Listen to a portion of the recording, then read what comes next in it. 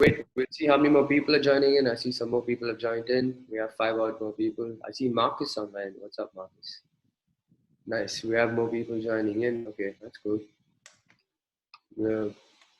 Just give it a few more minutes. So it's 12:01. I would say recommended time 12:05. We'll start off. Till then, we can just have like normal conversations. Any questions? Anything you guys have? You can start shooting at us till we have more people who join us. Anyone has any questions about boot camp, about poker, anything for that matter? Feel free. No questions? Everyone's an expert? Cool. Then you guys should come and take over. I don't mind. Just mute it, mute it, mute it. Just mute everybody, please. Yeah. If you guys have questions, you guys can raise your hands and we can unmute you, or you can type in the chat box. Hello. Yeah, Abhishek. Yeah. Yeah, Abhishek, my name is Alkesh. Okay. I'm an amateur player and I'm usually playing in tournaments where the buy-in is around 100, 200 rupees. Okay. So yesterday I wanted to, try something different. So I went into a high stake table. I think the buy-in was around 1700 or around 1500 rupees. I didn't even get a hold of one game. The game I wanted to enter, there was always a raise and re-raise, and not even I couldn't even see a single flop in that game. So what is it? Okay. Exchange in a high stakes table, or I really couldn't understand it. So it's change in gameplay and change in strategies. Different players play strategies differently. I mean, they adapt to different strategies. So at the higher stakes tables, people adjust a lot quicker, because they identify people and tendencies a lot faster. So the speed at which they change gears is a lot faster. So it'll take time, because when you move from a low stakes or a mid stakes table, people are playing at the same level and they make the same mistakes repeatedly, and you can identify it if you're slightly better. But when you move into the higher stakes table, it gets tougher, because it depends again on the field size. To be honest, because if you find some high stakes tables that I play on, you find a lot of fish, a lot of weak players. The high stakes tournaments, which is probably like the 55k plus, the 27k plus tournaments on Indian fields, you'll find people who pretty much know a lot of stuff, and then it's about real time adjustment. So that's probably why you didn't really. That's probably why you faced a difficulty. It's quite normal though. When you make a move to the high stakes, it's quite normal to face difficulties. So don't worry about that. Thank you. Yeah. Is there any other question? And then we got another minute before we start. Anyone has any questions before we start? Yeah, I have one question. Abhishek Grover this side. Hi, Abhishek. Yeah, what's up, Grover? How are you, Abhishek? Good. I just want to ask that as I'm playing Sunday Super Stack or any Mega Stack tournament, why there is so much of variance in that particular type of tournament? So much of variance. They are giving so much of action. Aces versus queens versus kings. I've seen lot of hands before rebind at that point only. Why is it that only? How many times have you played that tournament? Around 10 to 20. 10 times. 10 to 29. Okay. I've been crushing setties of mostly the bigger tourneys and all. Okay. How many times? Out of the 10 tournaments, how many times have you seen aces versus kings versus queens? Mostly 5 times I've seen that variance. And Okay, fact, I have a good feeling also that some action is going to become on the table, and I have to fold my queens because my queens are not holding as much there. Set to go in with. Do you know how often your queens will hold against kings or aces? No, I don't know exactly about that much. Yeah. So you're going to win only 20% of the times against kings or aces, right? So which means you're going to win 2 out of 10 or 1 out of 5. So if you lose 4 out of 5, it's normal. It's normal in poker to lose 4 out of 5 queens and your opponent has kings or aces. And that's what equities are in poker, and that's what we teach at the bootcamp as well. So we teach a bunch of stuff as to how to approach the game, Okay. I think his internet just got stuck for some reason. Yeah, Over a large sample size, variance takes care of itself. Which is why I asked you how many tournaments have you played with the super stack. So you've literally seen like 5 times. You've seen it 5 times out of 10. I would say it's a really small sample size. Look at it again over like 1,000 tournaments and see if it still pans out the same way at that same spot. You get what I'm saying? Yeah, yeah. Are you with me? Yeah, I'm with you. Okay, cool. All right, cool. So, okay, without further ado, what we're going to do is we're going to cut straight into today's session. All right. Just before I do that, I can share my screen. Wait one sec. I've Tane, shared my is your screen. share, Tane? Yep, I have shared. Is it Okay, cool. visible All to right. everybody? Yeah, it's visible. Okay, Okay, it's a perfect. Sunday morning, 12 o'clock, Sunday afternoon, 12 o'clock. Had a late night as well with Tane. Yeah. But yeah, so welcome on board, guys. Welcome to this free webinar. What we pretty much do in this free webinar is show you guys a little bit about our coaching techniques, the way we think about the game, the way we go about stuff. And then if things work out for both parties, you guys come on board and you guys become a camper and you start crushing like most other campers in terms of learning and in terms of just taking to the right approach with the game. So we do have some of our existing campers online, which I saw, and we'll be more than happy to bring them on, and you guys can ask them questions as well, so that you guys can get first-hand insights and see how their journey has been. So what we're going to do is we're going to basically show you just so what we're going to split this entire webinar up into like 3 parts. 5 minutes or so, 5 to 7 minutes or so, just talking about the boot camp and what we did and how we started off. And then we move into the main part that we discussed, that we've decided for today, which is going to be just a few hand discussions and hand analysis and how we go about it and why it's needed and how to differentiate players and why good players do what, right? Then we move into the last segment, which is going to be a question answer session, which is just going to be 10 to 15 minutes open to any kind of questions about the camp, about poker, about journeys, and just keep it fun and interactive. Okay. So I'm going to be leading this. Tanay is going to be coming in his parts. We have Hina, who's the moderator. And whenever you guys have a doubt, just feel free to write in the chat. We will take it up as and when it comes. We might not answer it then and there, but we have one eye on the chat between the three of us. So the questions will reach me or Tane eventually. And yeah, just write it down in the chat. And if you guys want to speak up, just click on raise your hand, or you can write to Tane or me privately, or Hina rather, because depending on who's taking over this webinar. Cool. So let's go in. We can move into the next. We can move into the next slide. So, Tane, do you want to move into the next Yep, slide? I'll just move into the next slide. Yeah. So a lot of y'all have already seen this stuff, so I'm not going to repeat this for the old ones, but it's always good to let you know that hey, that we still exist and this is what we do. And this is one of my favorite lines, like I keep saying. The beautiful thing about poker is that everybody thinks they can play it, right? It's just such a game that everyone thinks they can play it because let me give you a little bit of an insight. You know, pre-flop in poker, we are never dead.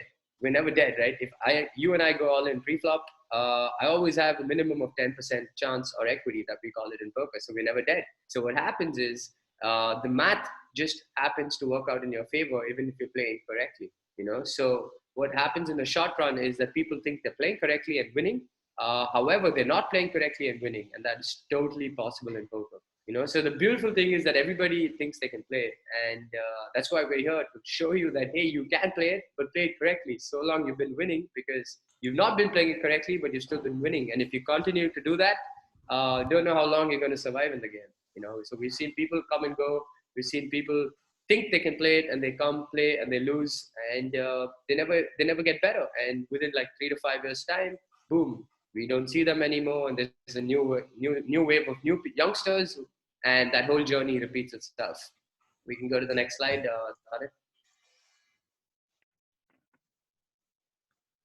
Cool. So PVCI was started off by Tane and I over just casual conversation that we had on Instagram, and we both were pretty much doing the same thing.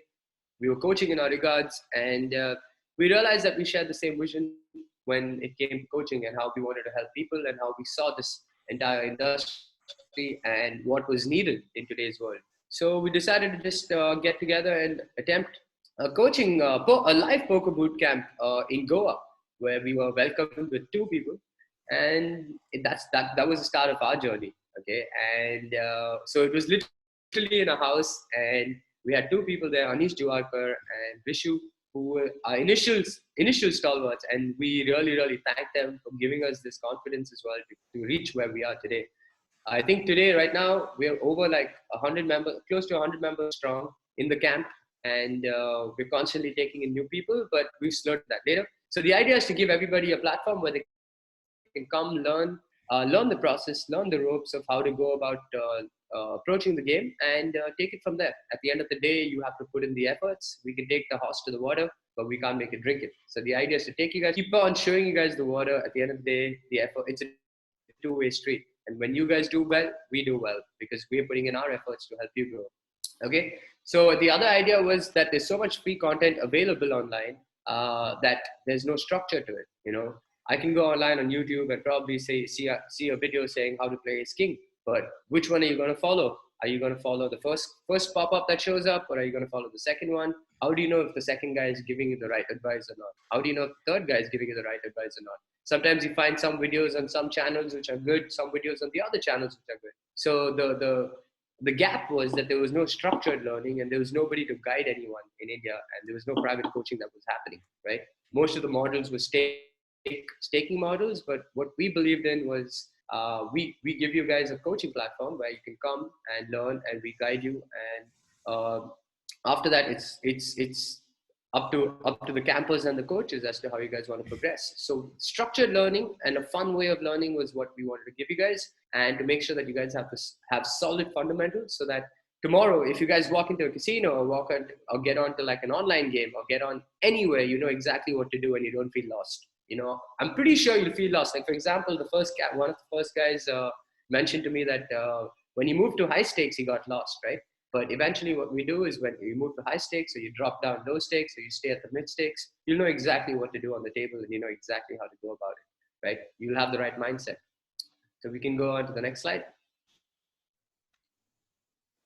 That's a little bit of Tanay. Tanay, you can probably go ahead. Just a background about myself. I graduated from IIT in computer science. I took up a job back then in 2014, and somehow poker came in the way. We were playing hostel games and stuff like that, and that's how poker came in the way. And it's been like 1.5 years since I've been coaching for PLO cash games, especially. And yep, I have been part of the team pro at Poker Dangal also. Cool. That's about myself. Yeah, the rest you can find out when you join the camp.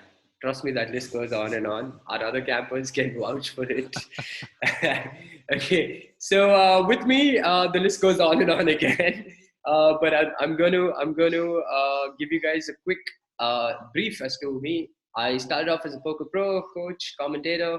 I just love the game too much, and I experiment in every format. And I started off as a poker pro, realized that along the way I was coaching and mentoring a lot of people, and then I realized, wait a minute, it's taking up a lot of my time, so why not just do this as a proper business, and why not just do this as a proper in a more structured way. And yeah, so that's a little bit about me. I captained Punjab Bluffers. I won the first IPOY in 2010-11, and there was no looking back after that, because I had to literally fight my parents and move to Goa and play. There's no looking back. And I believe in one thing, which is trust the process, because all these years, all I've done is trust the process when I'm upswinging or downswinging. And here we are today. So we'll tell you more about it again in the camp, right? There's a lot that we chat, and we keep going forward. Let's go to the next slide, please. Yeah, so like we said, goal is to build a community of poker players who see the game for what it is: healthy and fun learning, constant support to grow and make people fall in love with the game.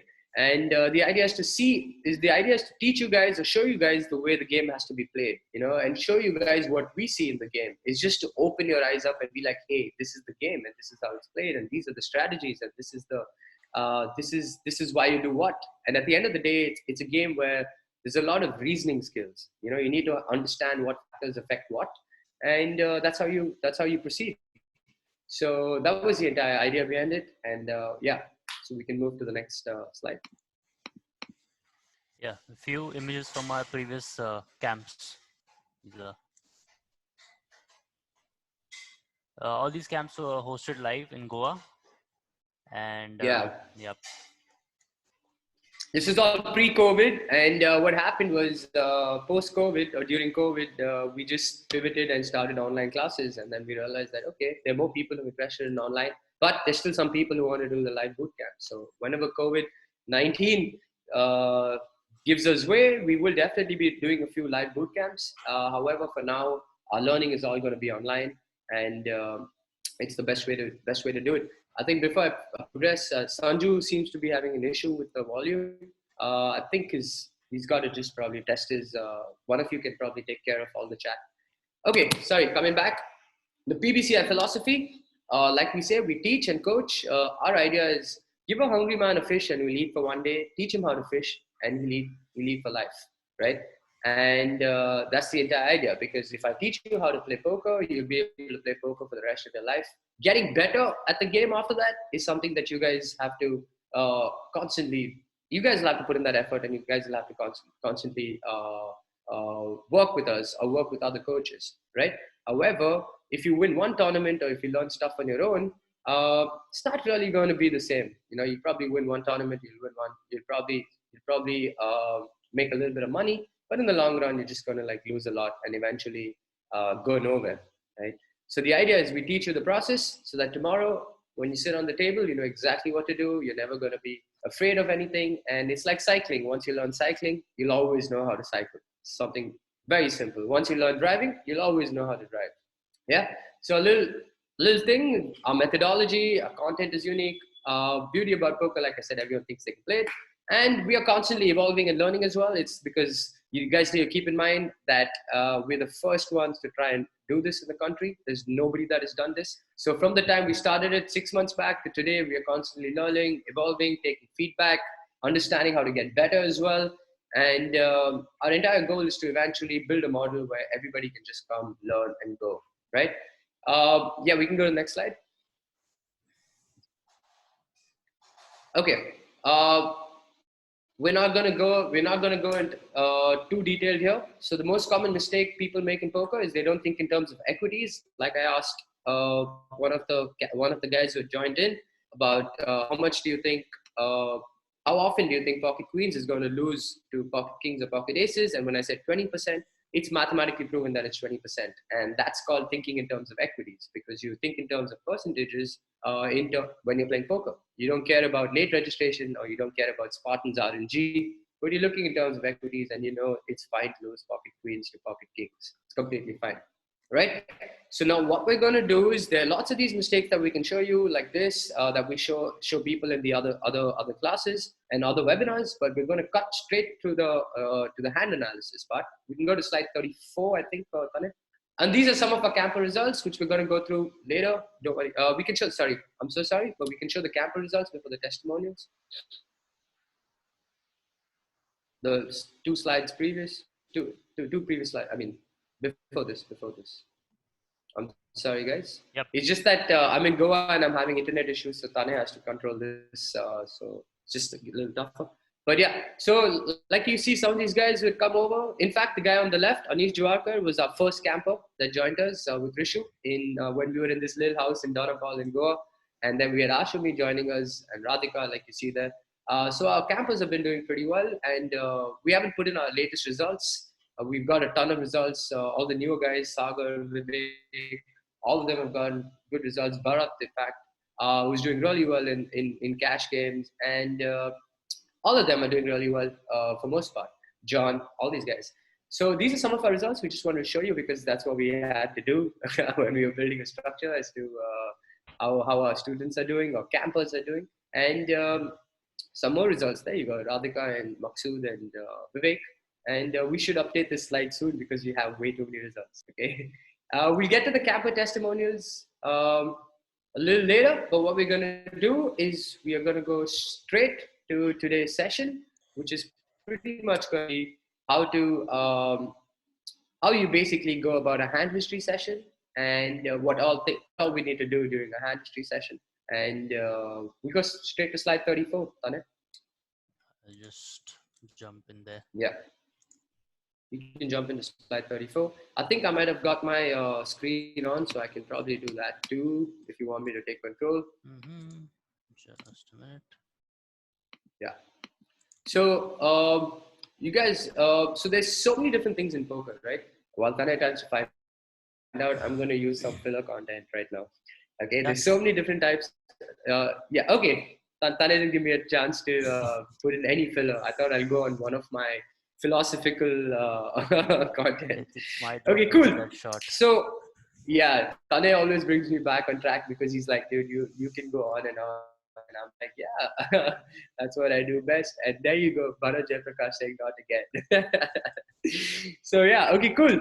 Uh, so let's look at this, man. So we all get ace king, we all get pocket queens, we all get pocket jacks, we get ace jack. So we get the same cards, right?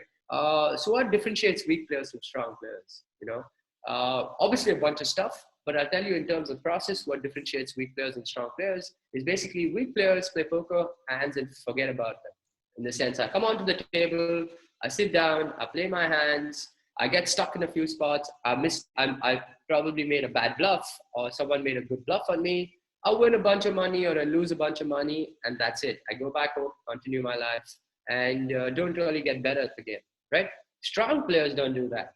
Strong players get dealt the same hand. They will be put in the same situations. They will be put They will be put to the end. But what they do is they come back home, they analyze those hands, and they figure out how they could have played that better.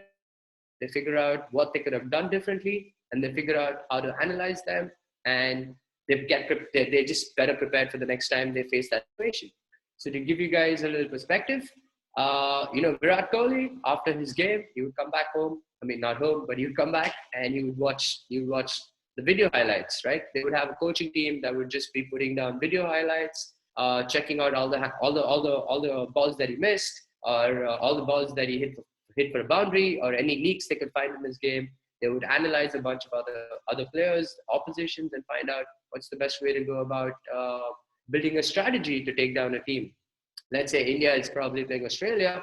Back in the day, Glenn McGrath bowling to Sachin Tendulkar, they had a plan because they would study his heat map. They would study his strengths. They would study his weaknesses. And with time, every sport is adapted to this. Whether you look at basketball, whether you look at tennis, they're always studying opponents. So similarly in poker, we study our opponents. We figure out the SWOT for them. We figure out what the strengths, weaknesses, opportunities are, or threats are against a particular opponent. And we then try to figure out what the best strategy is based on all the information that we have, right? So that's what strong players do versus weak players. Any questions till now, guys? Any questions till now? You guys can type in the chat. I'm going to take a quick question from anyone. If you guys have a question, if you guys don't have a question, just type N in the chat box so that I know you guys don't have a question. And I know that it's not just me and Tanay talking on the webinar, right? Yeah. Cool. So I'm going to quickly go through this. Record your hands. The step-by-step process about hand history session is record your hands, identify 3 spots or the top 2 or top 3 hands that you won big and that you lost big. Okay. Get these hands in the software, get them analyzed through different lenses, get them analyzed through coaches, put in your thoughts, get the answers from other people, software, SP, or peers, reflect and take notes. Don't worry about this right now, whether you guys are beginners, whether you guys are intermediates, don't worry about it. Once you guys join the camp, we will be teaching you this and we will be explaining a lot of stuff to you guys. So don't worry about it. This is just the crux. Think about it. We've been playing for 12 years and we're still learning. So I'm not surprised that you guys don't know a bunch of stuff. I'm not worried that you guys don't know stuff. And I do understand that you guys might probably have some gaps in understanding what I'm saying right now because I might be using certain terms. I totally understand it. Okay, I totally understand it. Don't worry about it. And we'll solve all those doubts in due course. Okay. So this is something that I personally look at, when I'm playing poker. What I'm really looking for are hands where I felt lost or I felt that I got outplayed. And coolers and bad beats happen. So when you lose queens to ace king, it's fine. That happens. When you lose queens to pocket jacks, it happens. When you lose queens to king queen, it happens. But where I get outplayed, in the sense where I made a bad fold or I made a bad call, those are the hands I really want to see. Or where I made a bad bluff, or where I got bluffed out. those are the hands I want to basically analyze and see if they're actually good or bad. I don't care if I lose ace king to pocket queens. I don't care if I lose pocket fives to pocket jacks. I really don't care about that, because that's something that happens all the time and that's uncontrollable. What I can control is whether I should have called, folded, raised, or checked. That I can control. So I want to be focusing on hands where I made a bad decision. Whether when it was supposed to be a check, I probably bet out, or when it was supposed to be a bet, I probably folded, and so on and so forth. So those are the things that I want to basically focus on, so that the next time I'm in a spot, I basically know exactly what to do. Right? Is that clear, guys? Everybody? We can move into the hand history sessions now.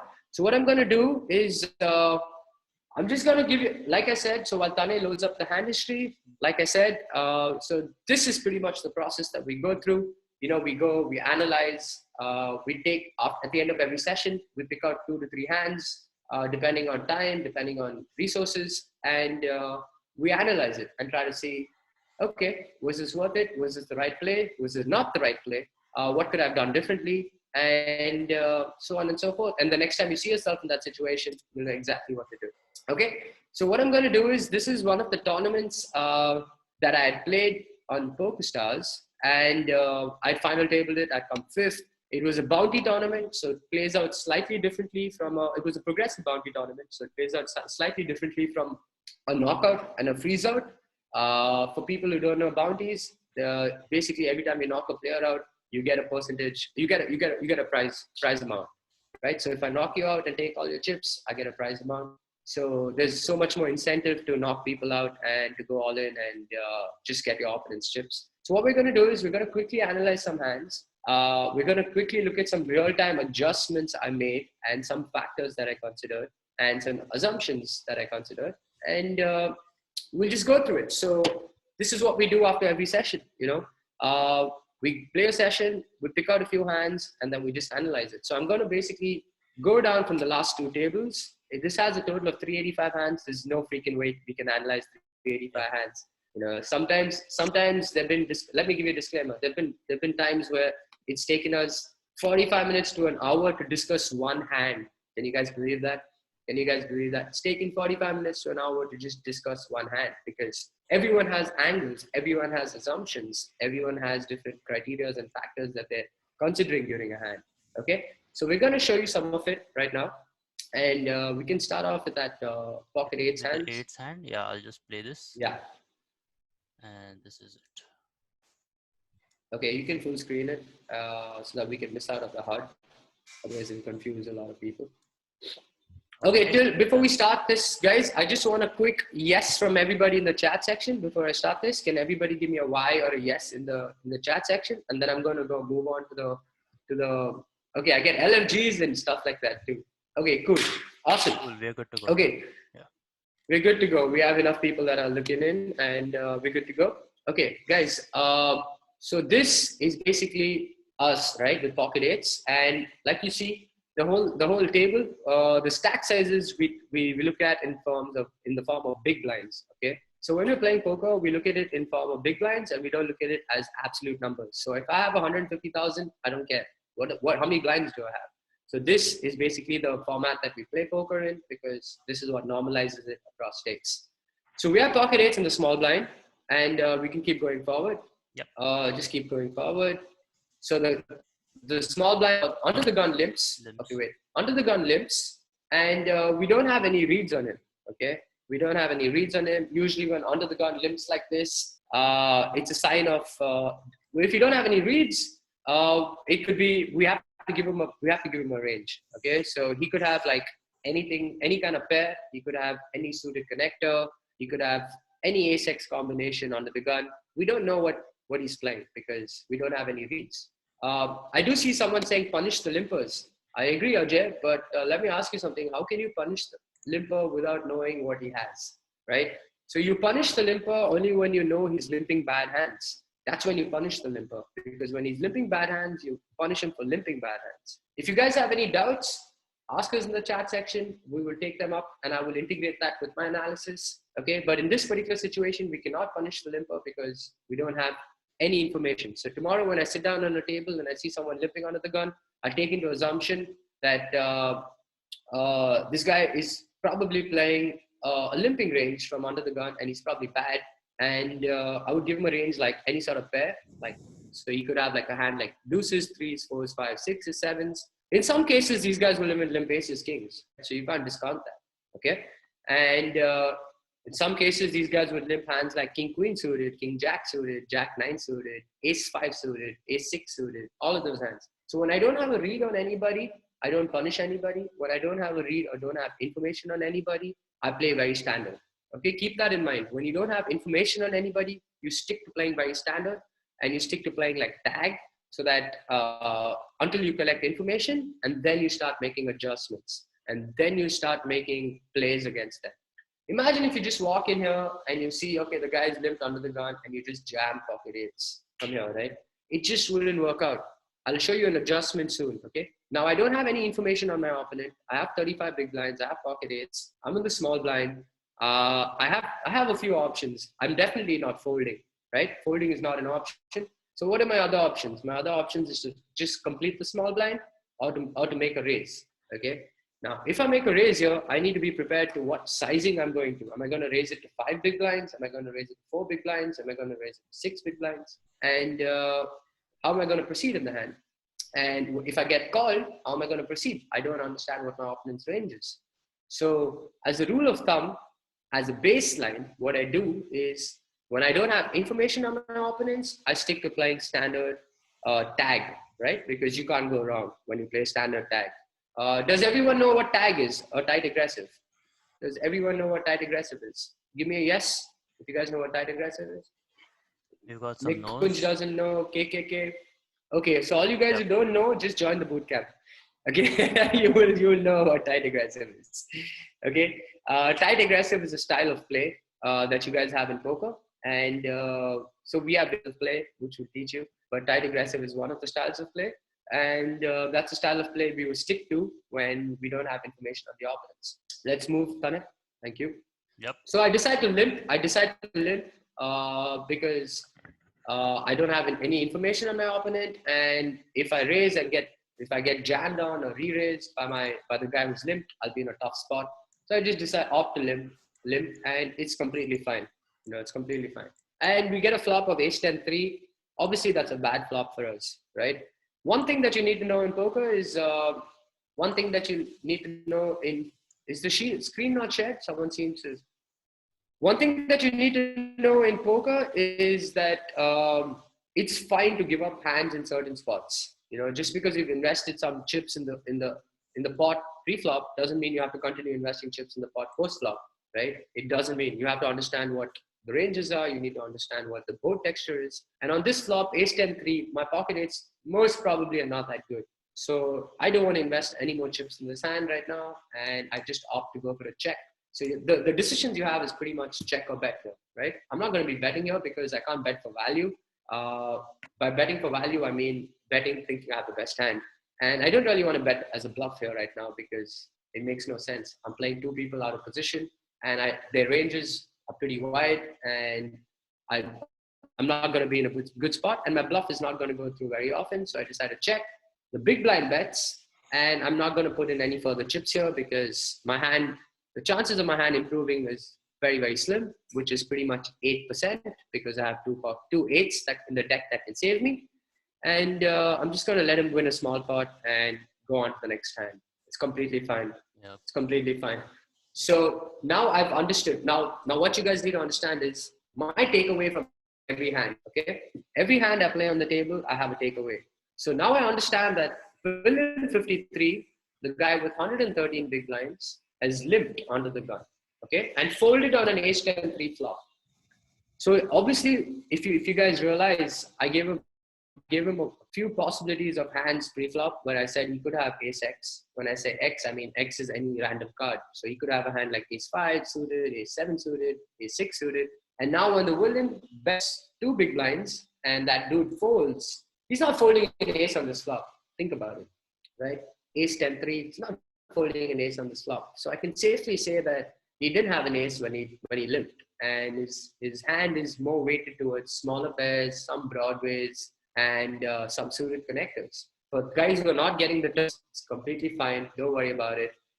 We will explain this sooner or later. But since we have a lot of people online, I have to stick to some terms to just cater to a lot more people. Okay. So now we move on to the next hand, and my takeaway is that we had an interesting question here where we can dive deep and branch out here. What hands are we raising here and completing here with? Yeah. So yeah, I mean we So can yeah, please continue. go ahead. So what was the question again? What hands? What hands are we raising here and what hands are we completing? Pre-flop action. Okay, the hands that we're raising are definitely going to be the top 5% or 7% of the hands, which is going to hands like tens plus. I'm definitely raising tens, jacks, queens, kings, aces, ace, king, ace, queen are hands that I'm definitely raising, and most of the other hands I'm just going to be playing it a lot more passively. Like hands like king, queen suited, which are generally good hands to raise with. I'm not going to be raising in this spot, being 35 big blinds deep. One of the factors you have to consider is how deep you are or how many big blinds you have, right? I'm actually 35 big blinds deep with the villain and 25 big blinds deep with the big blind, okay? So I don't really want to be raising those hands, so I would just stick to raising the top of the range. Dhananjay is asking me, what about ace-jack suited? In this spot, when I don't have any information on my opponents, I am not going to be raising ace-jack suited that often. It's fine. Ace-jack suited would be the bottom of your range. I'm definitely not raising ace-10. So ace-jack suited would be the bottom of my range, and in this particular spot from the small blind. But I don't like doing that when I don't have too much information on my opponents, especially against a under the gun limp. When under the gun limps and you don't have information and you're playing a tournament like this, a lot of weaker players will limp with big hands under the gun. Hands like queens, kings, jacks, because their thought process is that they don't want to. They want to basically trap people. They want to basically slow play their hands, and they want to get as many chips in the pot post flop. However, they don't realize that by limping in, they're inviting more trouble. They invite trouble because if everybody limps, their chances or their equity goes down significantly. Think about this, right? If I'm playing my hand against 4 other opponents, my chances of winning mathematically are going to be way lesser, however good I am. When I play against 3 opponents, it increases. When I play against 2 opponents, it increases even more, right? And when I'm playing heads up, I have the maximum of equity in my hand, or I have the maximum chances of winning in the hand, right? So when I play a weak opponent like this, when I play an opponent like this and I don't have any reads on it, he does have hands that are beating ace jack at times. He does have hands like pocket jacks, tens, nines, kings even that he can limp with. And I have ace jack, so unlikely that he has pocket aces because I'm blocking an ace and there are only 3 other aces left in the deck. So unlikely that he's going to have pocket aces in that situation. But having said that, ace jack off or ace jack suited plays out decently post flop as well. So my hand is disguised as well in that spot, and I can just play post flop against a weaker player where I think I have an edge, right? Because folding for me is not really hard in spots where I think I'm beat, and that's a sign of a good player. So fold a good hand in situations where you think you're beat. That's extremely crucial. What was the next question? Do we raise here with any of our bluffs considering stack sizes? Not really. Like I said, we don't know the opponent's range. We have zero idea. So like I said, we'll stick to a tag strategy, which is pretty much playing straightforward, playing the top 10% of your range in this situation. When you don't have too much information on your opponents and you're this deep in a tournament, you can raise ace jack suited. That's fine. You can raise pocket eights as well. It's completely fine. But what I'm trying to say is, when you don't have information on opponents, play a lot more straightforward. Play a lot more standard till you pick up information on your opponents. And information on your opponents can be picked up in 2 ways. Either if you're in a hand with them, or if they're in a hand with someone else. Keep that in mind. So you don't necessarily need to be in a hand with someone for you to pick up information on your opponent. You can pick up information from your opponent through when someone else is playing in a hand too, and use that to your advantage. Right? And build strategies accordingly. We can look at, obviously at the camp we teach you how to build strategies, but we use that to advantage. Let me see some other questions, and then we can probably look at another hand. Okay. Yep. This guy bets 2 big blinds. It can be a pro bet as well. Can't we check him showing some kind of set? Pocket threes, pocket tens. Okay, Harsh. I want to ask you, can we get Harsh online? Can we get Harsh online? We can get Harsh online. Yeah. Yes, yes. Yep. Harsh, can you ask me a question again, please? Yes, I was asking that can't we check raise him showing some kind of set like set of 3 or set of 10? So But would he could have a okay, straight go draw ahead. as well, maybe. Okay, cool. So think about this now. Okay, this is a classical question that I get all the time, and I'm going to tell you what my thoughts on this question is. Think about this. Would you check pocket tens from the small blind? Definitely not. Exactly. So when you check raise on the flop, do you think your opponent can give you pocket tens? No. Exactly. So do you think your opponent can give you pocket aces when you check raise on the flop? No. Okay. So pocket threes is the only hand that your opponent can give you, right? Yes. When you Yes. check raise. Definitely. Yes. And how often will you have pocket threes in this situation? Very less often. Exactly. So you answered the question yourself. So when I check raise here, Okay. Okay. there you go. You answered the question yourself. Okay. Okay. So Yes. Yes. it's all about asking the right questions. It's all about asking the right questions. It's all about getting the right answers. And this is exactly what we do in a hand history. So Okay. when we go Okay. back, this is a classical thing, right? So hand history is exactly this, guys. I don't think I need to do the webinar anymore. We figured it out. So this is exactly hand history. We come, we bring a spot, we ask questions, we think about it, and then we basically proceed, right? So when you're stuck in a situation, we bring it here and we be like, okay, so what are the possibilities, or what is the best decision? Anyway, so we can never have pocket aces or pocket tens here, right? Most likely we never have pocket aces or pocket tens because we should be raising those hands, right? And it's the top of our range. Hello? Hello? Yes. Yes. I Hello? got Did it. I I lose you got it. guys? Okay, cool. Awesome. Is Tanay here? I'm not sure. My internet is a little laggy, guys. I'm really sorry. I'm just not able to. Is Tanay here? Did Tanay disappear, guys? So sorry. Uh, hello? Can you guys hear me? Can you guys hear me? Just type yes. Yes, we can. Okay, cool. So yeah, Goa internet, guys. You guys can see from all the videos. It's Goa internet. Okay, cool. So till Tane comes back, we can just take some more questions on that right now. So yeah, so what we do in the hand history is pretty much this. We basically look at situation. Tane is back. Okay. So we look at situations and we analyze them. Okay. Uh, so we have a question from Rohan, who says, okay, I'm just going to take one last question in this thing. We have a question from Rohan, who says, Rohan, can we unmute Rohan, please? Hello. Yeah, Rohan, go ahead.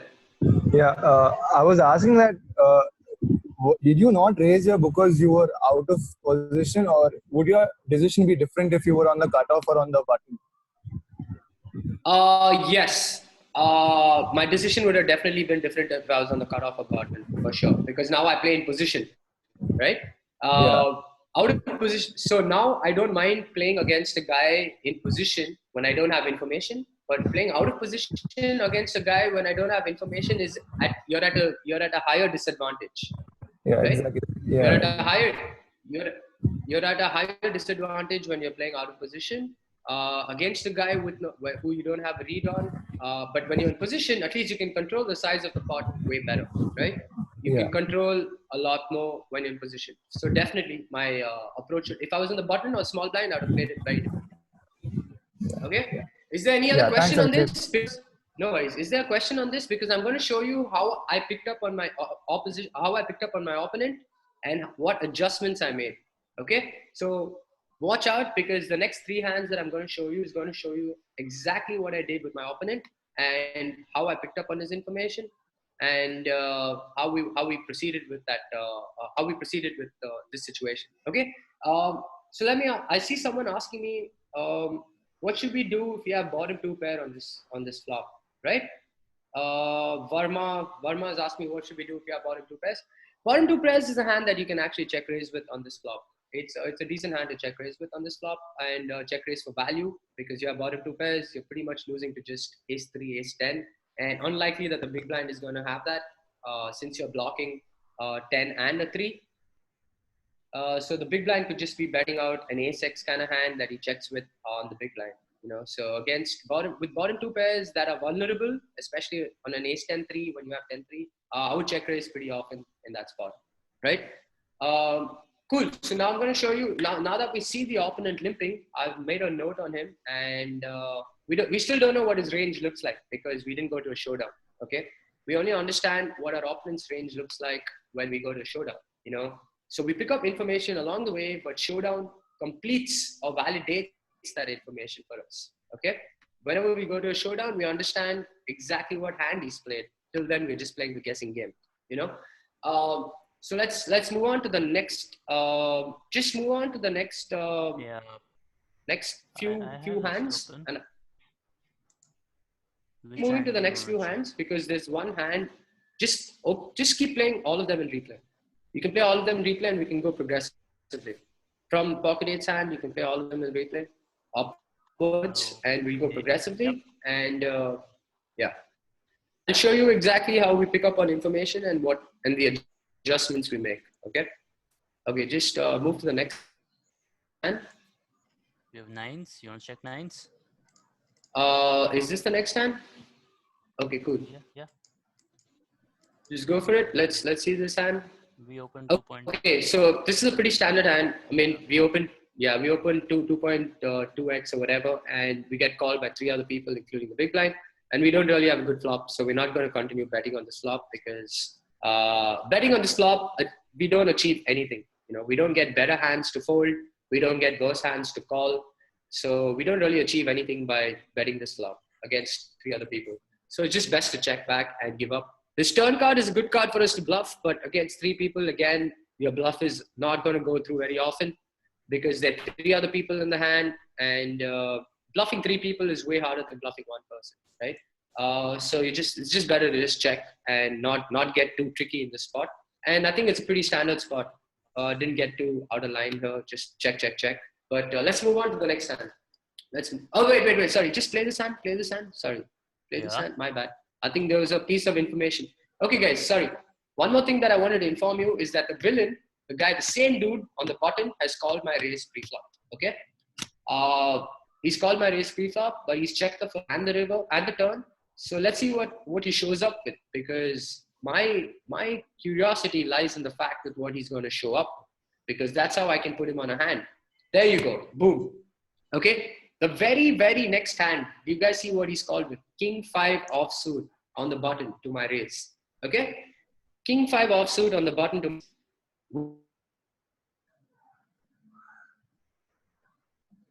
because he's calling a hand like King 5 offsuit on the button.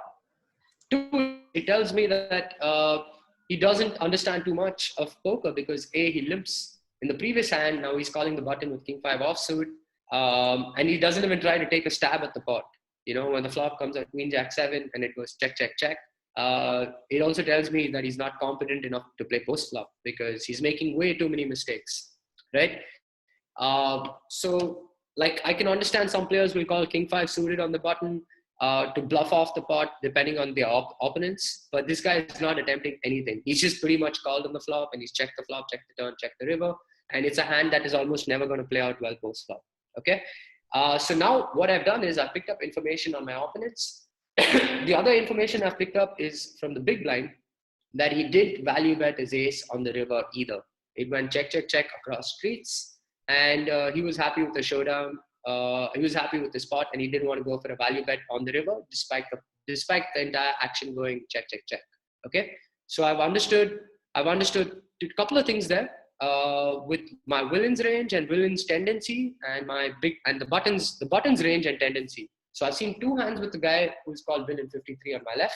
He's limped the hand, and now he's king 5 off on the button, which is pretty bad, guys. It is pretty bad. So I would rate this as one of the worst hands to call with, and one of the worst players, because he just pretty much checking. So now I'm pretty sure he's a passive player. Okay, a passive player is someone, again, we'll teach you all of this in the camp. A passive player is someone who's just checking a lot, calling a lot, limping a lot. He's not going to be betting too many chips. Okay, so I'm going to be labeling him as loose passive because of the range that he's playing. And now we'll see how I take charge of the next few hands. So you can go to the next hand. I'll just is there any doubt, guys? Is there any doubt in this particular situation or this particular hand? Just ask me right now before we move in, because I'm going to show you how I picked up information on my opponents and how I've used them real time. Is there any doubts? If no, then type N in the chat section so that I know you guys are here. Okay, we just have only PJ here. Okay, cool. Yash. He's flatting wide. Okay. So Yash says, how do we exploit him knowing what he's flatting wide? Okay, I'm going to show you very soon how I'm going to exploit him. Deepak says, how come being bad, he's on 113 big blinds?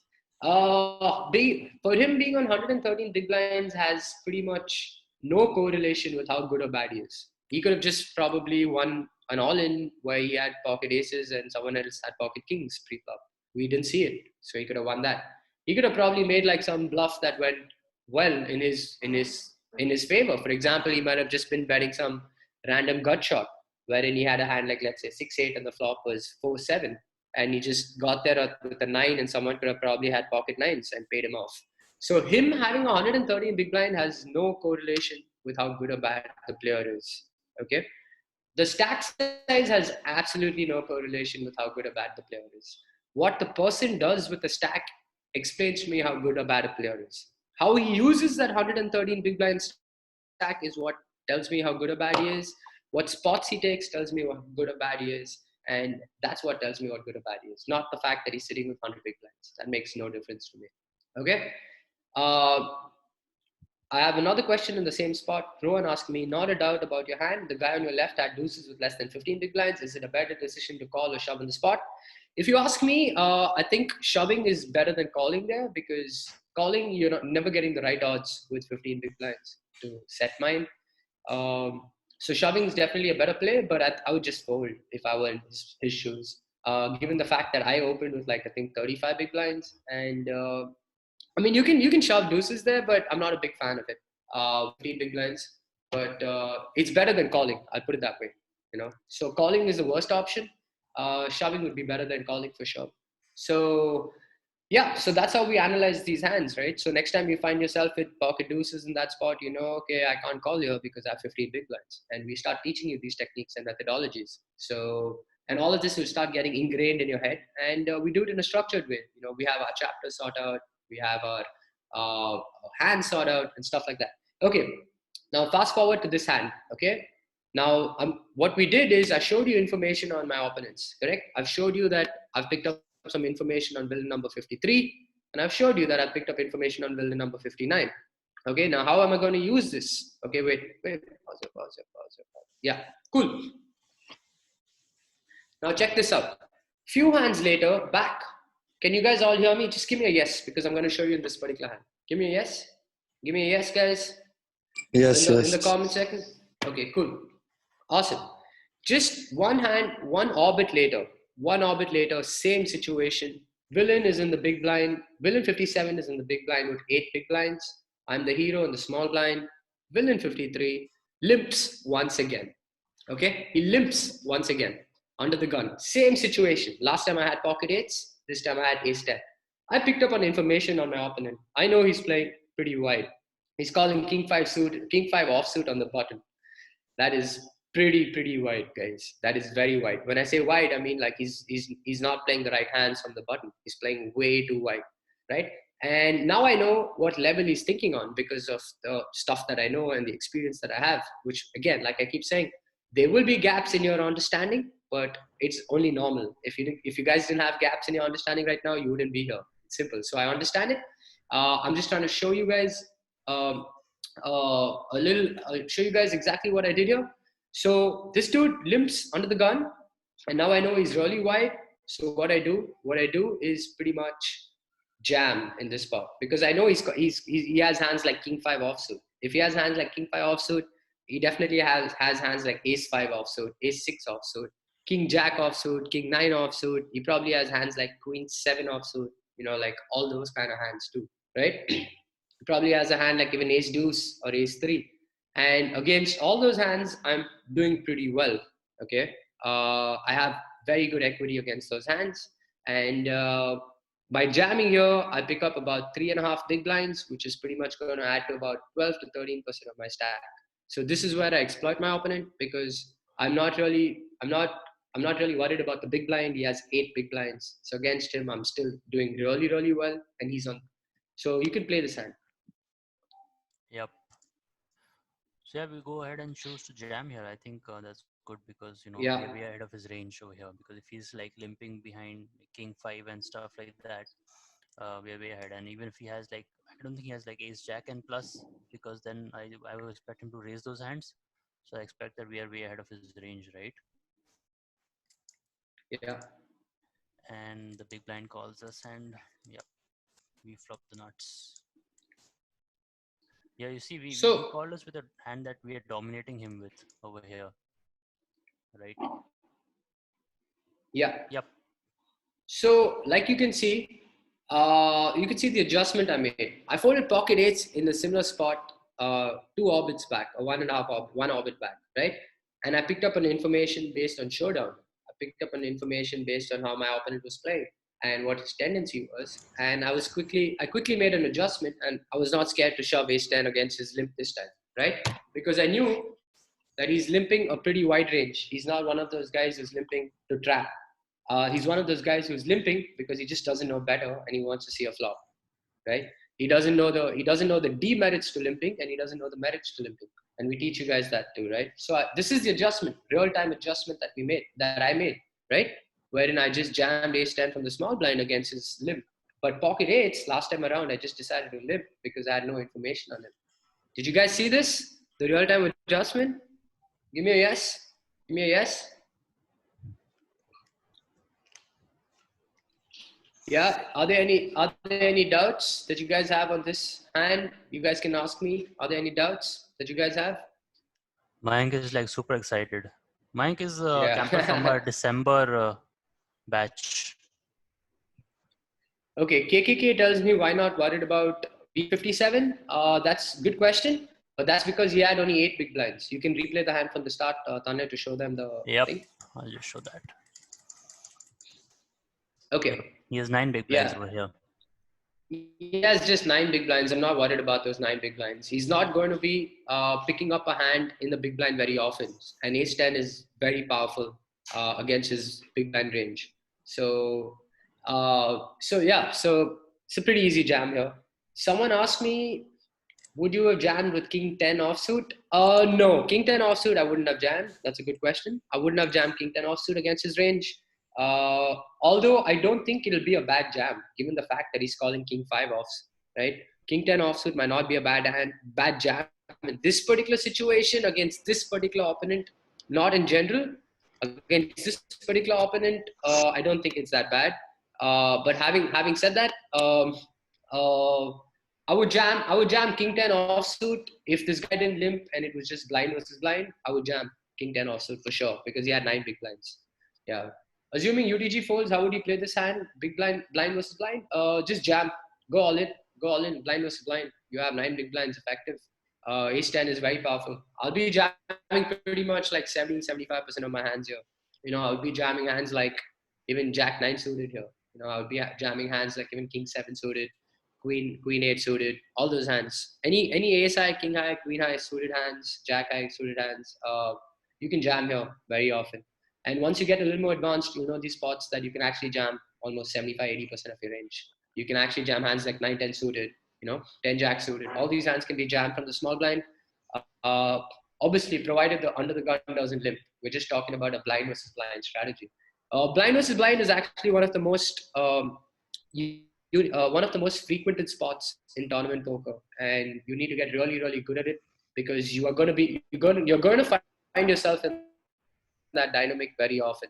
So you need to know how to play from the small blind. You need to know how to play from the big blind. Eventually, you need to have a strategy which is basically mixed, in the sense you have a bunch of limping strategies, you have a bunch of raise strategies.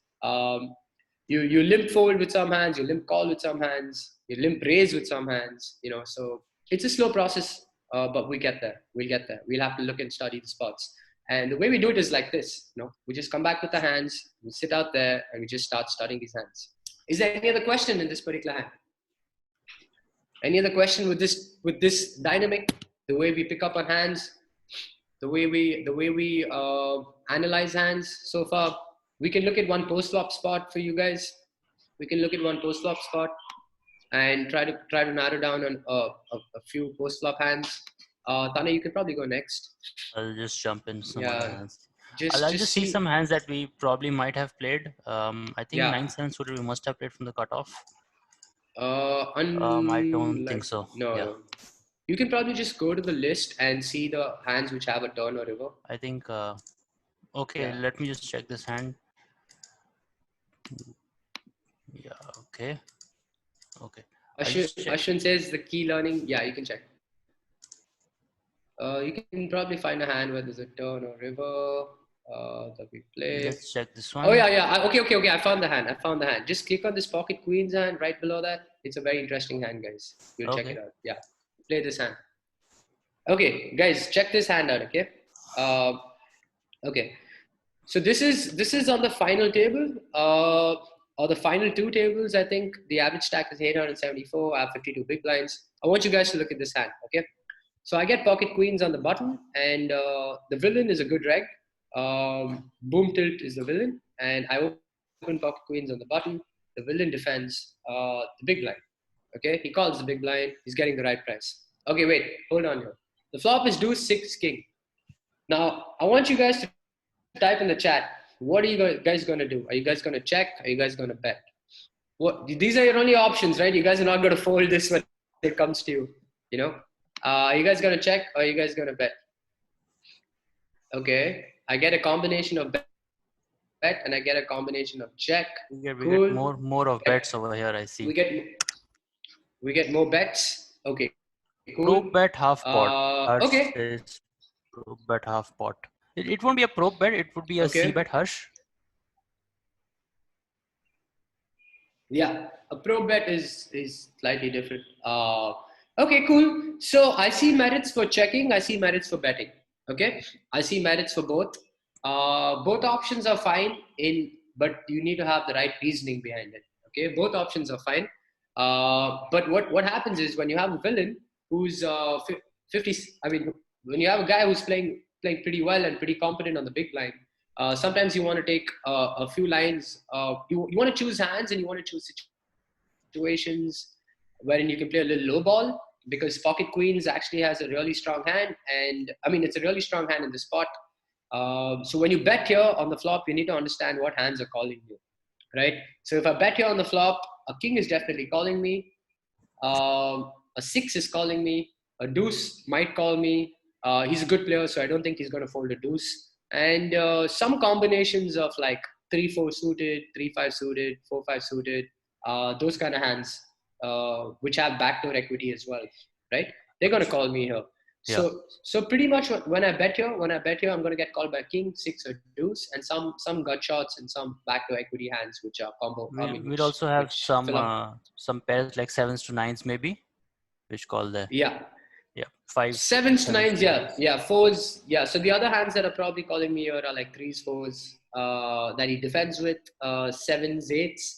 I have a feeling 8s, 9s he'd have probably jammed on me or 3-bet because he's a good player.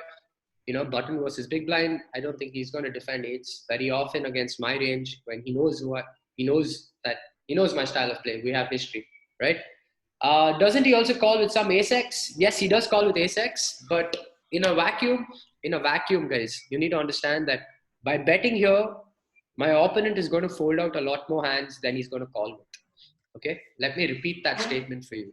By betting on this flop, my opponent is going to fold a lot more hands on this flop, then he calls with. Because you need to understand that pre-flop, you need to give him a range, right? So I'm giving him a range. I'm giving him hands like 7, 8, 8, 9 suited, 10 jack suited, queen jack suited, queen 10 suited, ace 5 suited, ace 3 suited, ace 7 suited. All those kind of hands are there in his range, right? 5, 7 suited, all of those hands. Now look at this. From all his hands, he's going to be, if I bet this flop, he's going to fold out most of his hands, right? And the hands that he calls with are pretty much a king or a 6. And if he calls with the king, I'm beat. If he calls with the 6, I don't think I'm going to get too much value from him on later streets. Okay, I don't think I'm going to get value from him on later streets. So I decided to check back to pot control. Okay, we have Happy Club. We have Happy Club who's asked us a question. Can you answer that question before we move on? Happy, can you type that question in the chat, please? I'll take it up. Yeah. Yep. Yeah. Yep. I'll just go ahead with this hand. So now there are two options. There are two options that I have on the flop. I can either check or bet. I decided to check back. For a couple of reasons. One is to pot control because I didn't want to get check raised on this flop. And two, what happens by checking back is I'm deceiving. I can induce a few bluffs from my opponent because my opponent is not going to expect me to check back a hand like pocket queens, right? So I can induce a few bluffs on the turn. Yash asked me, what other hands are you checking that don't have any pair? I checked with the pair. So what other hands are you checking that don't have any pair? I mean, I think he's talking about the other ace highs and queen high kind of hands where we can, see bet to bluff where we don't have enough showdown. So I think why we chose to bet here, I mean, this is a question that I get very often from the campers also about to check or bet on with the underpair with one overcard out there, right? So I try to tell them that you want to check because you have a very good hand with good showdown value over here, right? And just check to pot control and realize your whole equity over here. That's the idea. The other hands that I'm like c betting are like the ace highs and queen highs, which I think don't have showdown. Like if I have jack 10 over here, I might jack 10 suited, I might c bet here, because I don't have showdown and I can get some backdoors on the turn and river that way. So I'm also checking other pairs like jacks and tens kind of hand. I think a pair hand like sevens I might bet to protect myself that way. I think he's asking if we have any non-paired hands in our checking range. Yeah, we do. We have a ton of hands in our checking range for sure. We have hands like ace x offsuit, hands that raise from the button in our checking range. We balance that out. There's some hands that we bet which can pick up good backdoor equity, like hands like, let's say if you have hands like ace 5 of spades or ace 3 of spades, you can actually bet those hands on this flop, right? And not just check back because you have decent backdoor equity and with an over. And this is a good board for you to see bet. King 6 deuce rainbow, very good board for you to see bet, and you'll get a lot of folds. If you get called, you have a ton of backdoor equity. But Sachin asked me, is it because he's a reg you choose this approach? Yeah. You have to identify your opponents correctly and choose the right strategy depending on your opponent, and you have to make a lot of real-time adjustments with strategy based on your opponents. So it's extremely important to understand tendencies. It's important to understand ranges, board textures, and then make adjustments with it real time, right? Obviously, stack sizes and a bunch of other things, but in a nutshell, it's very, very important. Do we check top set too? Yeah, I'm definitely checking top set because Yash. Okay, I'm gonna get Yash online. Just get Yash online. Yash, you're online. Hello. Yep. Hey Yash. Yeah. Okay, I'm gonna ask you a question. Okay. If you have top set and you bet, what do you think your opponent can call you with? As you discussed, he's calling with any king, any 6 or 2, and now we block a king 2, so very less hands. Correct. So do you think when he bets pocket kings on this flop, there's just one king left in the deck, right? Right. There's one king left in the deck out of the remaining 47 cards. And how often is he going to have that king? Think about it. How often is he going to have that king, right? Yeah. Very less. Very less. So when you bet on that flop, do you think you'll get more calls or more folds? More folds. So what do you want with pocket kings? Check. Yeah. Do you want more calls or do you want more folds on this flop? Call. Correct. So what would your best line of play be? Checking. There you go. You answered it yourself. Thank you. You answered it yourself. All of you guys have answered it yourself. Whoever's come online, you've answered it yourself, right? So this is, we just get you guys into the habit of answering the right questions, questioning you guys in the right way. You know, did you understand the logic? Yes. Right. So as we progress and as we get more experienced, we start to understand what hands to check back, what hands to bet with. Okay. This is a very typical example I take up in the camp in the 6th or 7th session when you join in. This king the 6 deuce rainbow is a very dry board, and we discuss about how many hands from the villain's range hits this board and how often it hits this board, and what strategy can you use on this board with different kind of hands, right? Okay. Yep. Now I have Rohan online. Can we take Rohan online, please? Okay. Yep. Hello. Hey Rohan, go ahead and tell everybody your question. Yeah, my question is, most of the hand, if we have a king in our range, most of the time we would be betting the flop, right? If we don't bet the flop, our opponent most of the time would know that we don't have a king, and he would try to exploit us on the turn by betting big, or betting big, and and then we really get in a difficult spot. So isn't it better to see bet like 35 to 40% on the flop itself, so that we get to know where our opponent is, where we get to know where he is at? Okay, good question. Little flaw on that, but Nikunj also says the same thing. But okay, I'm going to address the question. Okay, you said if we check back, our opponent will exploit us because he know that we don't have a king. Okay.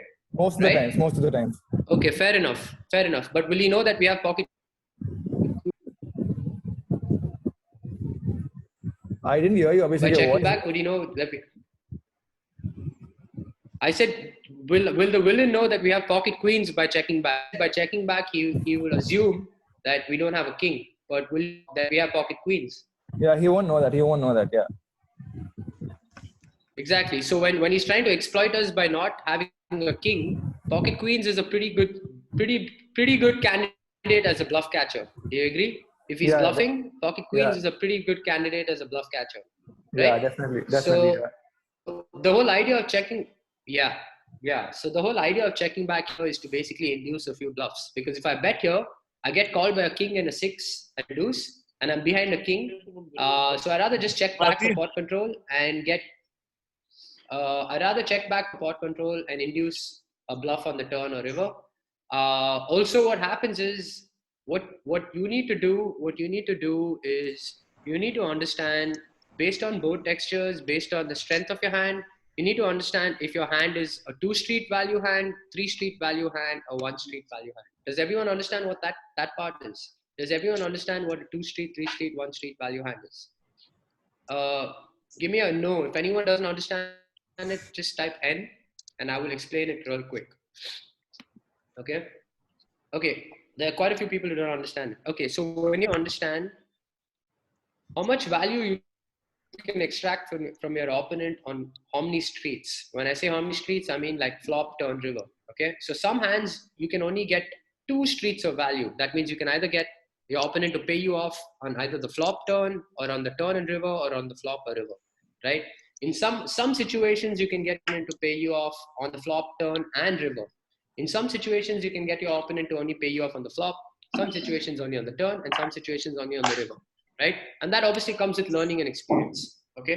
So in this spot, I've assumed that against a good, can you mute please?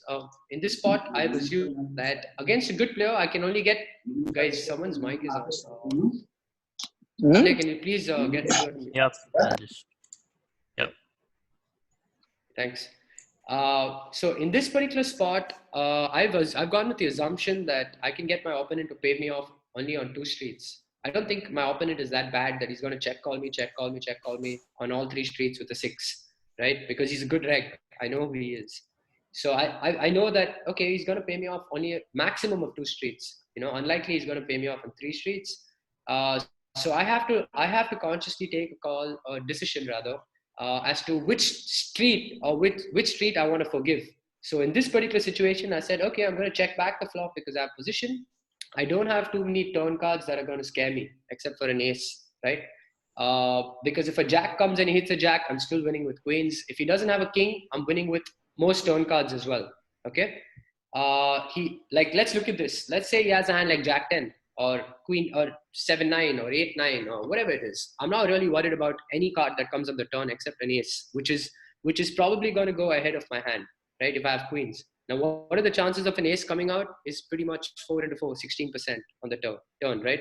If he has a king, I'm already beat, right? If he has a 6, he pretty much has just 6 outs, right? Left. 5 outs left. Okay, let's say he has a hand like 6-7. Now he has 3 sevens and 2 sixes left that can beat me, which means he has 20% equity. Okay, which means I'm going to be winning 80% of the times, although I check back. So I'm not really worried on this flop as to any card coming out that can basically beat my hand. You know, if he has a 6, I don't mind checking back as well because he has 20% equity. If he has a king, I'm already beaten. If he has a deuce, he has 20% equity, and I can get some value on future streets as well, right? So that's how I'm thinking, and I decide to check back. Now it comes the turn. Now the turn is a 6. Okay. Now I want to ask you guys a simple question. What would you guys do here? Would you check or bet? Would you check or bet? Type in the comment section. I'm going to quickly tell you what I would have done. Nikunj says check. Ashwin says bet. Anmol says check. KK says bet. Okay, like you can see, we have a combination of checks and bets. Okay, it's only normal. Okay, Abhishek Grover says value bet. Okay, for all the guys who say bet, think about it. If you bet, what hands are you getting called by? You're definitely getting called by a king. You're definitely getting called by a 6. You're getting called by a lot of backdoor diamond draws that opened up. So if my opponent had a hand like, let's say, 8-9 of diamonds, 10 jack of diamonds, 7-9 of diamonds, those hands are calling you. And a deuce might call depending on how sticky my opponent is. Okay. I don't want to be betting this turn either because, again, I'm losing. I've already lost to a king on the flop. My opponent is going to check a king here. So if I bet here, my opponent is going to check a king some percentage of times. He's not going to check it all the time. And he has a lot of 6x's in his range because he defends from the big blind, right? So he definitely has a 6 in his range.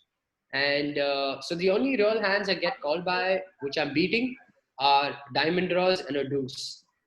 Okay. The only real hands that if I bet that call me that I'm beating are basically if my opponent has 2 diamonds in his hand or if he has a deuce in his hand. If he has a 6, I'm beat. If he has a king, I'm beat. There's no other hand that he's calling me with, you know, on this turn card, right? Varma says, what would you do if the villain led out? I would definitely call if the villain led out because after I check back the flop, I do induce a few bluffs from him on the turn. And he could be semi-bluffing this turn with like some diamond draws, some deuce X's. Deuce X is not a semi-bluff, but yeah, with diamond draws, he's going to semi-bluff, and he could be betting this with some deuce X's for protection because I checked back the flop. So I definitely call the turn. After checking the flop, I definitely call the turn and reevaluate the river based on what comes out and what he does. Okay, so I'm never betting this turn card again because of the reasons that I mentioned. Now comes the best card for me in the deck, which is a 6, and he checks again. Checks. Now I'm pretty sure he doesn't have a 6, right? Like he doesn't. Just pause it. Yeah, I'm pretty sure he doesn't have a 6. I'm pretty sure he doesn't have a king because he would bet the king at least now on the river. I don't think he's waiting to induce me on the river, right? Does that make sense? I don't think he's checking a king on all 3 streets. Like he's definitely not checking a king on all 3 streets. Now my logic will hold true. If he has a deuce, he's going to pay me out on the river. If he, like Tanay said earlier, if he has a hand like 3s, 4s, 6, 7s, he's going to pay me out on the river. And unlikely he has a king in his hand because he's not checking flop, turn, and river. You know, so you got to think through the hand right from the start to the end. You know, so he's not checking the flop, turn, and river with the king. I can understand him checking the flop. I can understand him checking the turn, but I don't think he'll check the river with the king. He'll probably bet for value. So now I'm pretty sure I have the best hand. He might check the 6 some amount of times, but I still think he'll bet for value on the river with the 6 as well, because the way I've played my hand, I've played it so passively, so I'm never going to bluff this river. It makes no sense to bluff this river, right? So because it makes no sense to bluff this river, and I know that he's a good reg, I decided to go for a bigger bet on the river, which is pretty much for 3 big blinds into a 5 big blind pot. I mean, I could be betting 6 big blinds, 5 big blinds, 7 big blinds with all these solver stuff that is going around, but I decided to go 3 big blinds and you will be surprised to see how exactly he fell into my trap, right? And he called me with Jack High, because he called me with Jack High, right? So I did get one street of value from him on the river. I did get one street of value because my line made no sense when I bet the river with 3 big blinds. It looks like I'm trying to steal the pot, right? And that's exactly why I did it. And I balanced it out with the good hand, and I played it out correctly, right? He called me with Jack High because he thought I was bluffing. Because according to him, he thinks if I had any sort of showdown value, which is basically any sort of hand that can take down the pot without by just checking, which means any pair or any ace high, I would check. So the fact that I bet the river means I don't have a showdown value. I don't have showdown value in his head. And I knew exactly what I was doing. So I bet the river because I played out the hand exactly as to how it needed to be played. Like I said, you check on certain cards for certain reasons. You bet on certain cards for certain reasons. The 6 on the river was the best card, one of the best cards for me. And it was an easy bet for me, and he called it Jack High. He'd have folded Jack High on the flop, most likely, on the turn as well, but I got a bet out of him on the river. So you have to always understand where you stand in a hand, and you always have to understand what's the maximum value you can get from your opponent, and what streets you can get value from your opponent, right? You have to decide that based on real-time judgment, and obviously keeping in mind the factors that we learned at the camp. Are there any questions so far in this particular hand? Is this hand clear? Is the explanation clear?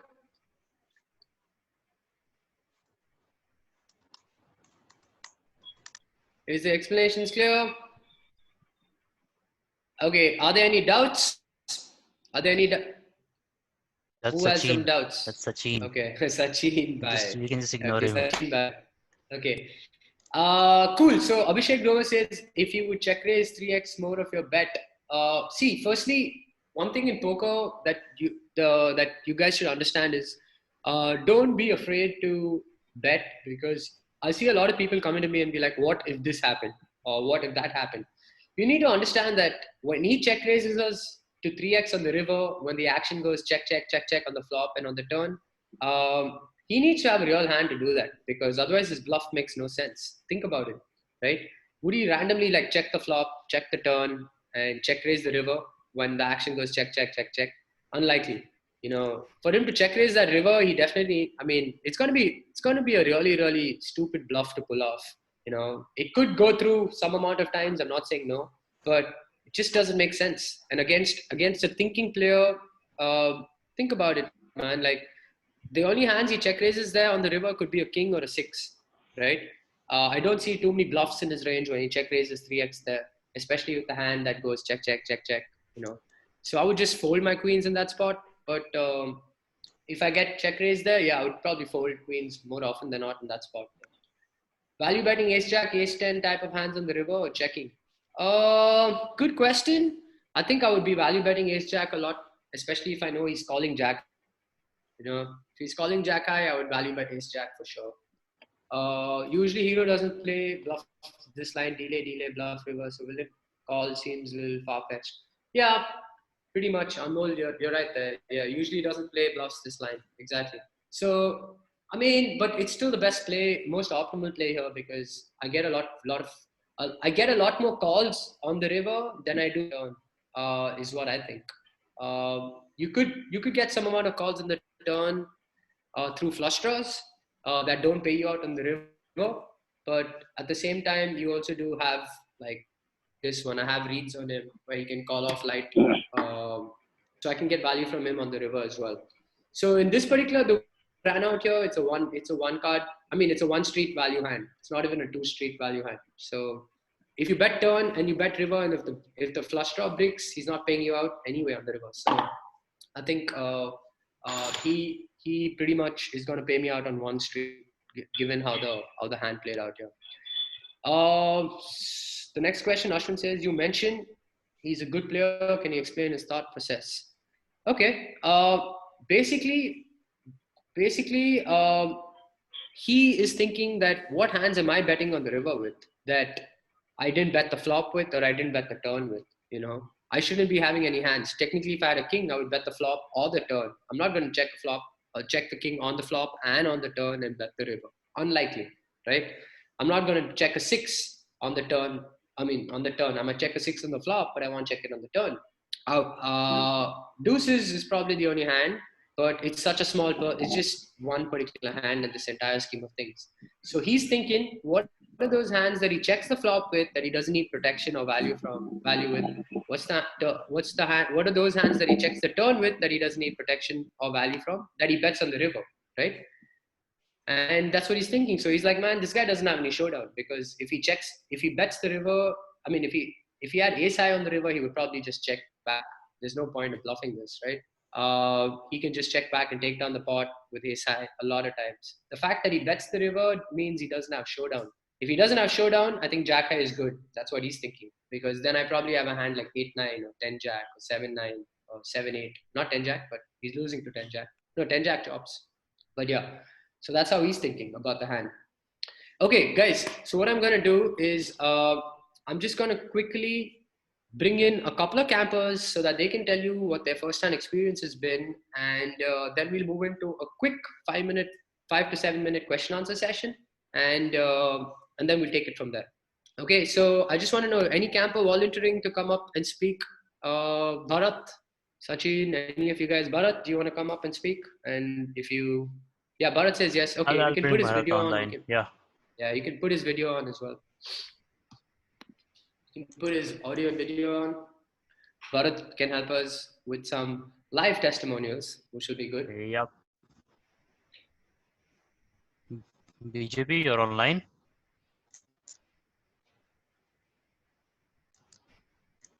Bharat said he was online. Guys, sorry, just give us a minute. If he's not online, we can. Is Bharat there? I'm online. Yep. Just, that's hi Bharat, guys. guys. Hi.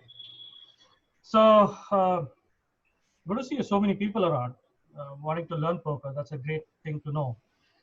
And I've been playing poker for about 7 years now.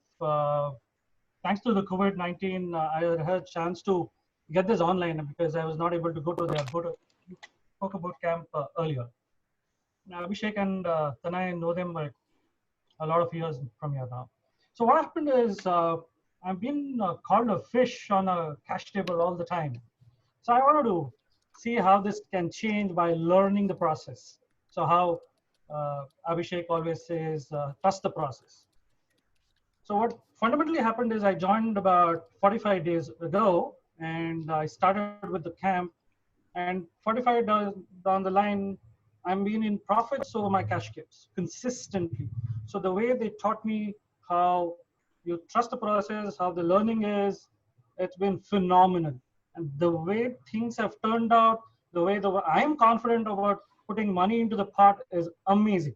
And I think even Tanay and Abhishek watch for this.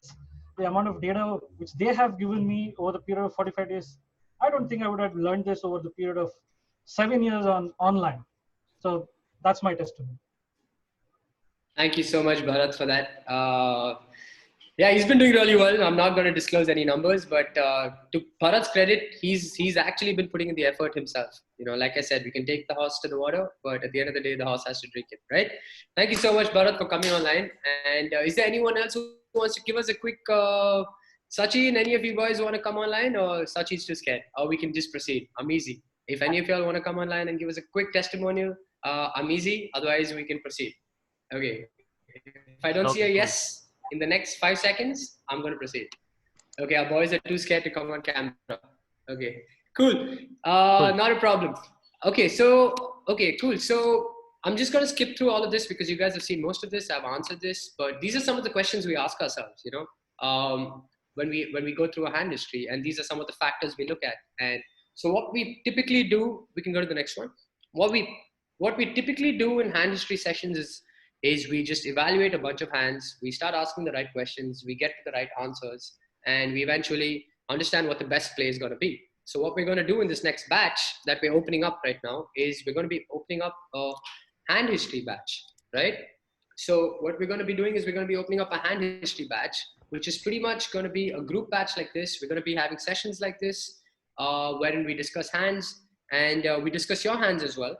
And we try to analyze them, and we try to give you the best possible way as to how to go approach this particular situation, and then we go back and forth with each other. And next time you see yourself in this particular spot, you'll know exactly what to do, right? You'll know exactly what to do in this particular spot. We also do hand histories for cash games, but right now, obviously, I do a lot more tournaments, but we do a lot of cash games as well, like Bharat's playing cash games. And apart from that, you just get access to us, and you get access to a lot of stuff that we do on Discord. You get access to these great campers who are enjoying how to learn, and there's a healthy competition, and everybody's just helping each other out, and everybody's just out there to want to learn, right? So hand histories are the best way to learn in poker, if you ask me. Like the more hands you analyze, the better you get at the game, because you're always going to find yourself in spots. And like you see, two of the guys who attended this webinar, they came online, and we asked, you answer the questions yourselves. I asked you the question, you answered the question yourselves. I didn't even have to tell you a lot of things, right? So that's what we do. We give you clarity of thought, right? So what we're going to do is we're going to be opening up a new batch. So we also had I'll just have a thing to recommend. Yeah. We also had a question in the initial of the session, what Poker Bootcamp is focusing on, more of tournaments or cash games. I'd say both. We have players for both cash games as well as tournaments, and we cater to each of them as per their own requirements. So for example, Bharat is playing cash games, and he says that we find out leaks in his game, and we will create a curriculum or a structure for him which will work only for him. So if you have that requirement, we'll fulfill that. If you want to come up into one of our group hand history sessions, you can do that. If you want to come up in our group theory sessions for tournaments, you can choose that. We have set profiles, set curriculums for each course that way, right? And I'll just also walk you through what the Discord group is. Once you sign up on board, you can get access to our Discord channel, which looks like this, wherein we discuss a lot of hand histories with our players. They post hands, we discuss them every day. We have weekly group study sessions, we give assignments, and then people can solve them. So a lot of things. You can also join the Discord channel. I'll be sharing the link in the chat. But there's only this private study section which is available to our campers who have come on board. The other open sections are available to all the members, right? I'll be sharing the link for this in the chat section. Right, and yep, this is what you can expect in the hand history batch, what we have discussed in the session today. Yeah, yep. And you can move to the next slide. Yeah, so what we're going, the one after this, sorry. Yeah, so I just want to know before we move in, how many of you guys are interested in this? You guys can say, just type yes in the chat section. Why in the chat section? Okay, we got PJ, we got, who else do we have? We got Marcus, we have Brian, Alkesh, Ashwin, yes. Okay, now let me show you the price and let me see how many of you guys are still saying yes. Okay, you can move to the next slide. Okay, yep. But trust me, okay, one thing I want you guys to understand is take it as an investment and not a cost. Okay, so what we're doing is we're doing 6 sessions of 60 minutes each, and histories. And I can vouch for this. You can ask all our campers that when we say 60 minutes, it gets pushed to 75, 90 minutes. We're not very anal when it comes to timing.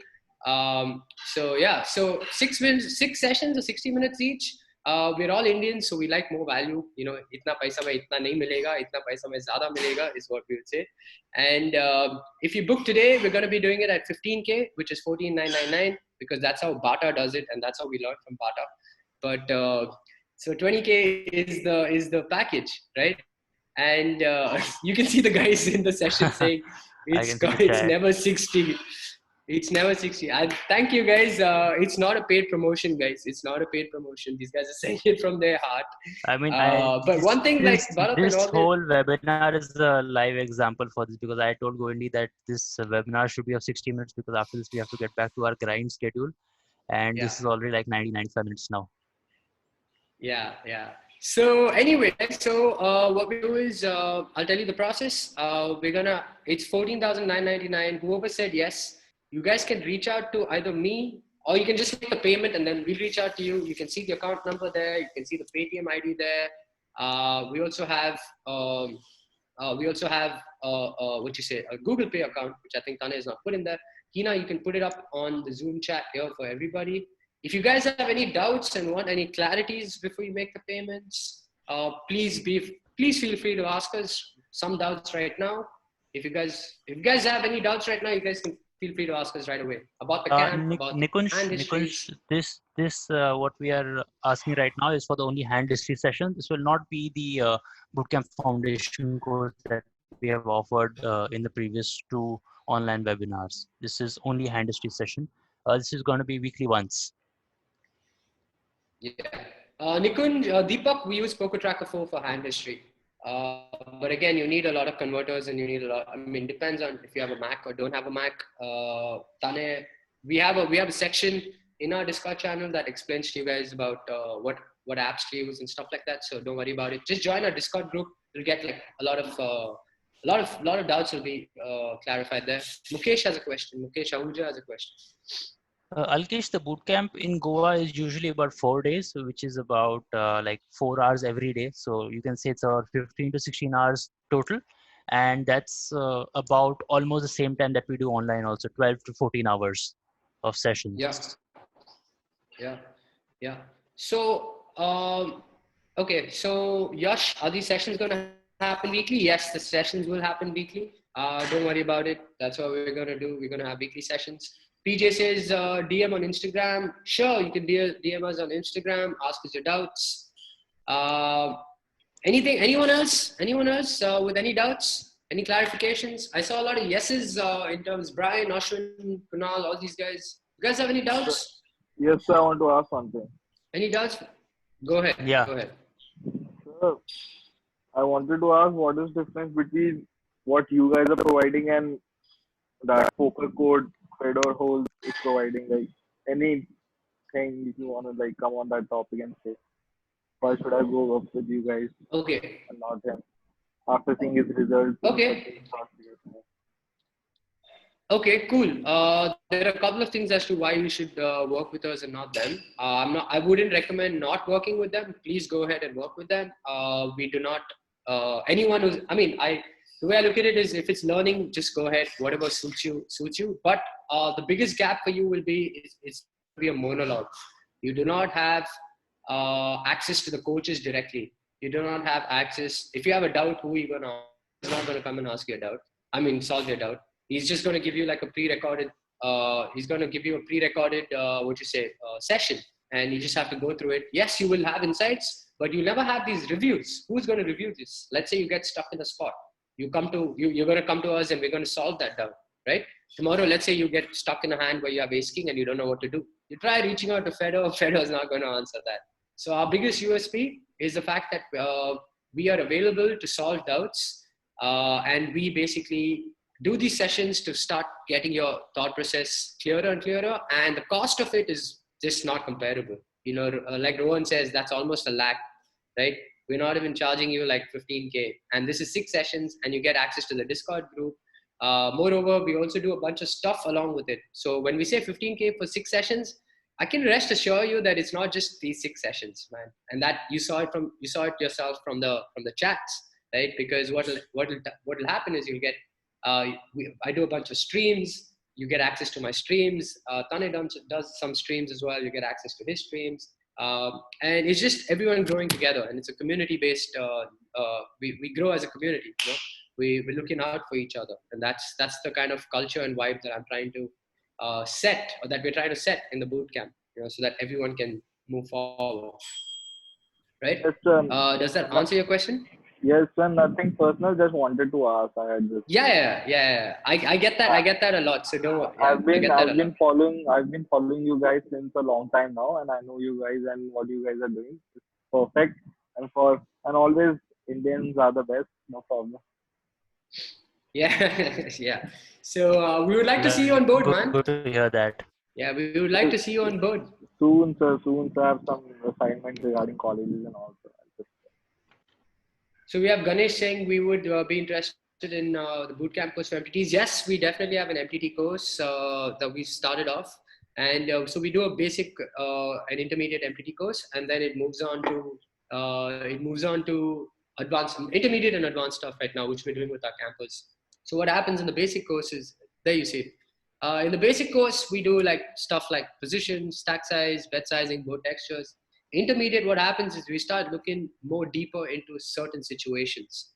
So how to play 10 big blind stacks from different positions, how to play 20 big blind stacks from different positions, and the learning just keeps going on and on and on. It just doesn't stop. Like Tanay and I are still studying. We still learn the game. We're still studying the game. Yeah, so we do have a course for MTTs. And Ganesh, if you're interested, you can probably reach out to us and we can solve this doubt for you personally after this webinar. So, Nikunj, I'll just Uh, answer your questions yeah. that what is done in the hand history model. Uh, these exact topics that I've mentioned on the screen right now, these are taken up in application in the hand history topic, right? In the foundation course that we do for the MDTs, we do a lot of theory on these topics and applications also. The hand histories are only applications and we solve them in equity calculators like Flopzilla or Equilab, or show you some solver simulations about these strategies. So we do touch upon a bit of theory based on what I'm just showing you on this board, and more of applications, and find out leaks from your hands, from your games that way. Yeah. It would be great if you upload pictures of the structure and price of all the courses you guys provide on your Insta handle. Sure, just join our Discord group. We'll be posting stuff there. Just join our Discord group. Don't worry about it. Just be a part of it. There'll be stuff there. Are you giving mind sessions also? Yeah, we do a lot of mindset training in terms of approach. But we've also we recommend a few apps for mindset training, which again, all the data is there in the Discord group. Karan, all these questions, I would just stick to the webinar right now. Everything, these questions will all be answered in the Discord group. Anything outside of this webinar will be answered in the Discord group. We have a lot of general topics that we cover between Adda, Bazi, stars and stuff. So we can give you our views on it there. Depends, because, you know, it depends if you're sticking to what buy-in of tournaments you're playing. So accordingly, Spartan or PokerStars or Adda, you know, like it really depends on what your goal is, what your bankroll is. So we'll talk all of this outside of the Discord group. I mean, we'll talk all of this in the Discord group. Yash says, what are the other alternatives we have if you're not able to pay the 10, 15 to 20K? We also do an installment. You know, we also do, you can pay in two phases. So don't worry about that. We can work out something for you guys. Everyone that's worried about it, we can work out something. You guys can do the first 3 sessions. And then we can work out the payment for the remaining 3 sessions. So just based PM on me for all how it these goes. details. You can send me a PM for all these details. I'll walk you through it.